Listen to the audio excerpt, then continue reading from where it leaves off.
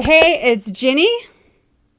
Welcome to my home business attic office, where I'm sharing tips and mindset, success tips, whatever, all kinds of things that will help you grow and your business and succeed online. So, this topic is what you need to know about lead magnets. Lead magnets are important. I recently took a boot camp, a paid boot camp, and coincidentally, another of my favorite guru marketers had a free workshop. And what's interesting is that there was a synchronicity between the two. They both referenced Gene Schwartz's breakthrough advertising book, which dives really deep into marketing, psychology, and ads and stuff. It's super deep and dense. But anyway, you have to be a real geek to want to read it. Drop geek if you're like me.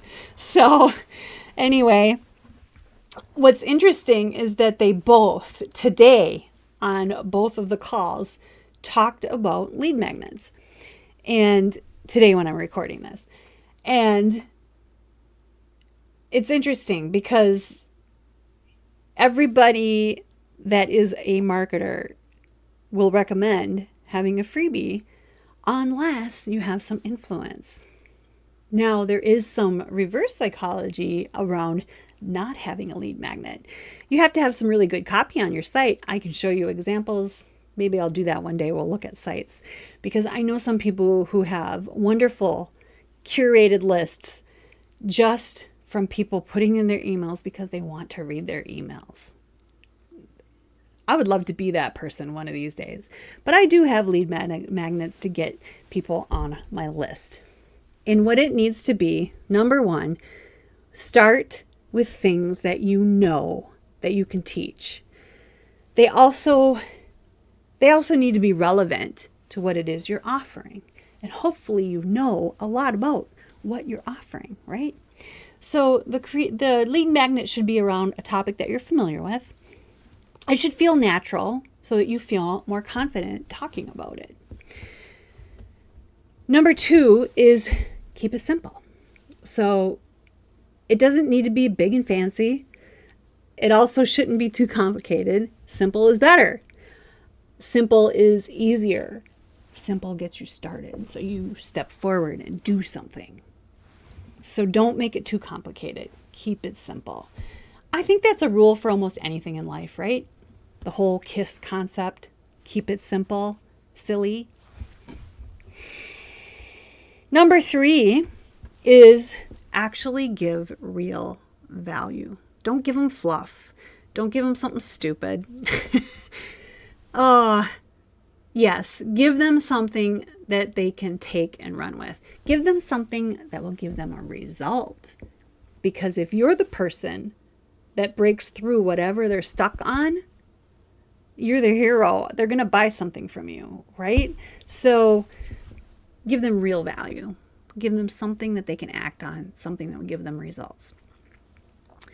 Number four is focus on one thing in your lead magnet. Now, the reason why I emphasized in your lead magnet is because you should create more lead magnets as you go and you should also tweak it as you go because you learn more and you learn more of what your audience needs. So sometimes you need to refresh those lead magnets or make them better or make new ones if you find out that there's something your leads want more, right? I found that some people really liked my AI cheat sheet, for example. So I created that. It's a prompt guide. You can get it if you type cheat sheet in the comments and I'll get it to you. I also at the same time created an AI course on creating content with AI. And it's just really an example of me using Designer and ChatGPT and stuff like that. I just kind of walk people through on how I used it to help me create content. I've used it even more now, so I could probably make a more comprehensive course. But again, it's free and that's how I get your information. Type AI if you want that. So actually, you focus on the one thing in the lead magnet, right? Does that make sense? Overwhelming people with a ton of info is probably too much. And I don't know, my ebook might be a little too much. We'll see. I'm testing it. So if you want my ebook, drop ebook. It was about ways to make money from home and ways to get going in this business. So number 5 is knowing your audience, which I just mentioned. So whoever you're speaking to, those people are looking for something that you have.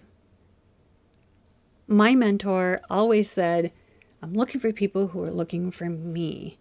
I have a particular skill set that I can help you with. And my skill set is growing and getting deeper. So at this point, I almost have to step back and remember what it was like to be a beginner and help you get started. So I have to get in that. I have to step into where you are on the spectrum. Are you a beginner who doesn't know what a lead magnet is, doesn't know what an autoresponder is, doesn't know how to set up your whole system because it's confusing?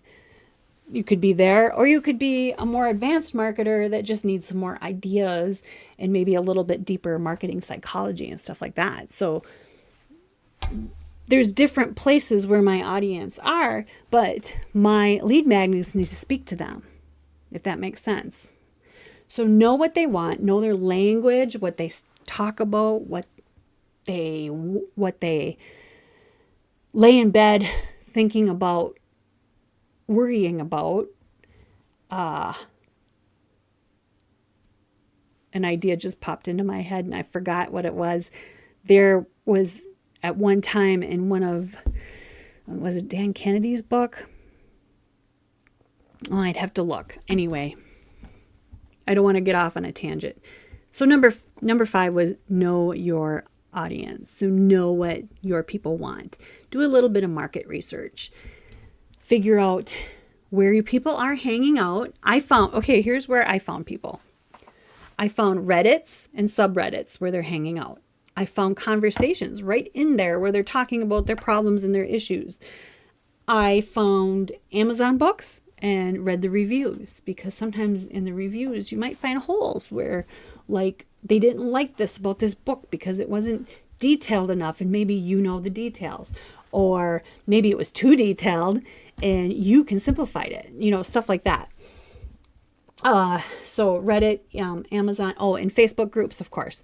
Facebook groups, you find the same things, the conversations that people are having, they're complaining about, you have the solutions to their problems. So then you speak right to those people. Number 6 is use tools that you're comfortable with. So start with what you know. I don't know how many times my mentor told me that. Start with what you know. I would get obsessed with learning tools because I really like learning tools. I would be like, I want to use Canva. I got to learn how to use Canva. That's how I was, right? So the problem is that you get stuck learning all these things and then you never get started. So start with what you're comfortable with. Start with what you know.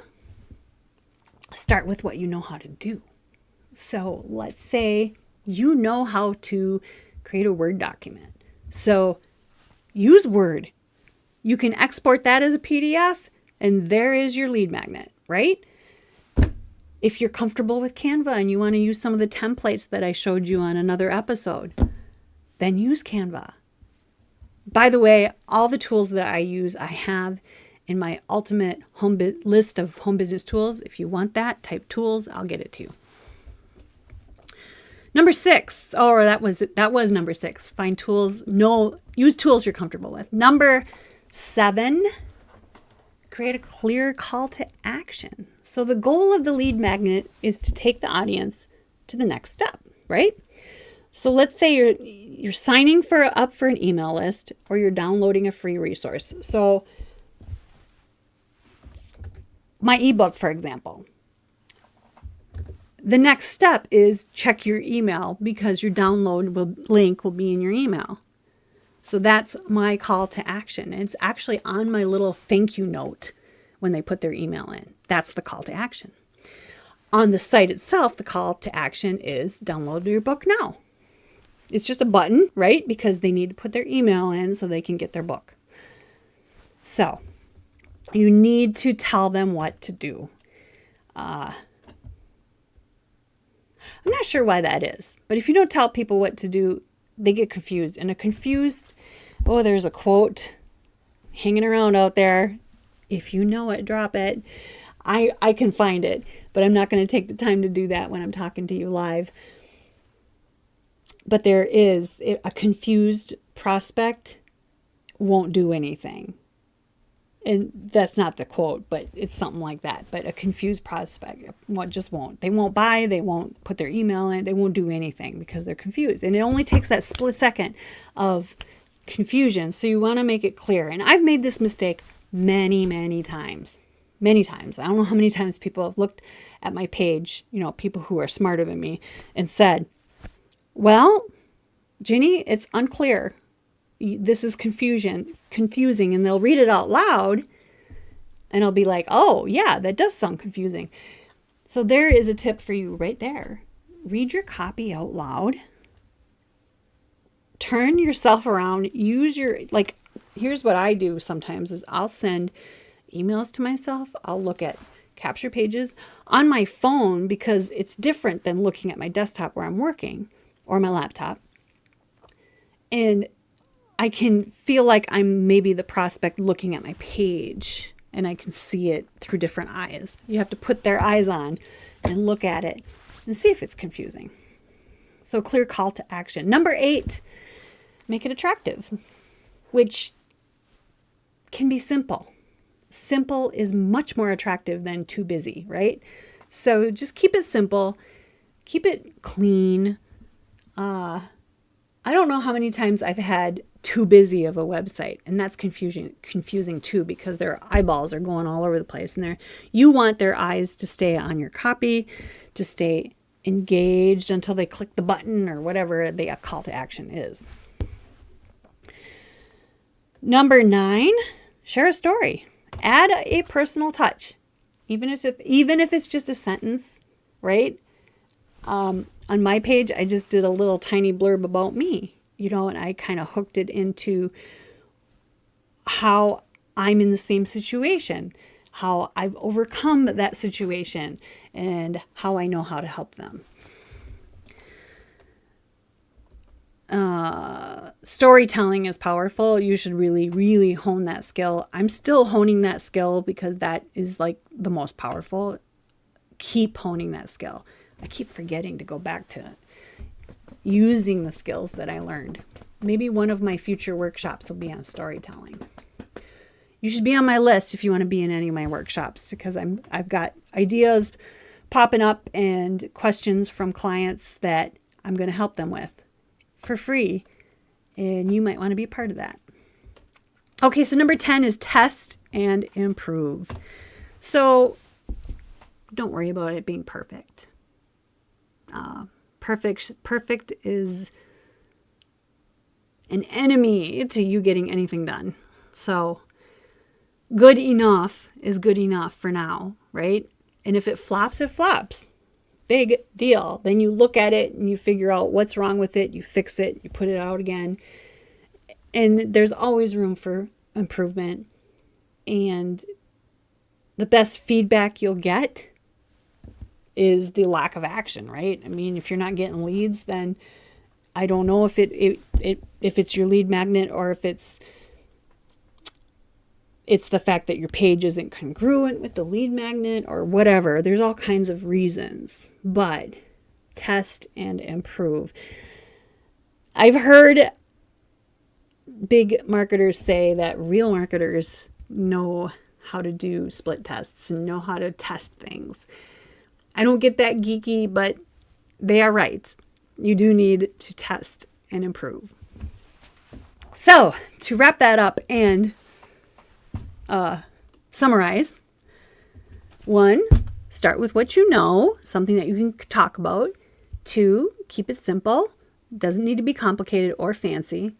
3, give real value, which is something that will help your leads. 4, focus on one thing for each lead magnet. 5, know your audience, know how to talk to them and speak into what kinds of thoughts are going through their head. 6, use tools that you're comfortable with and already know how to use. Use what you know.